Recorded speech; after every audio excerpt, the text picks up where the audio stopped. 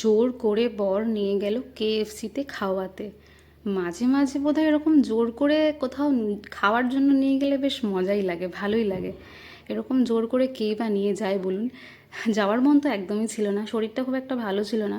তো অনেক দিন ধরেই বলছিলাম বাইরে কোথাও খেতে যাব খেতে যাব, বাট নিয়ে যাওয়া আর হচ্ছিল না, ও সময় পাচ্ছিল না। তো এই আজকে বললো চলো আজকে তোমাদের খাইয়েই ছাড়বো, যত খুশি খাও। কারণ আজকে ওয়েডনেসডে, আর ওয়েডনেসডে মানেই তো কেএফসিতে অফার থাকে। তাই বর বলল যত খুশি খাও, কোনো বাধা নেই, পেট ভরে খাও, মন ভরে খাও। কিন্তু আজকে বিশ্বাস করুন খাওয়ার একদম মুড ছিল না যে তৃপ্তি করে খাবো, কারণ গরমের মধ্যে একদমই ভালো লাগে না ভাজা পোড়া খেতে।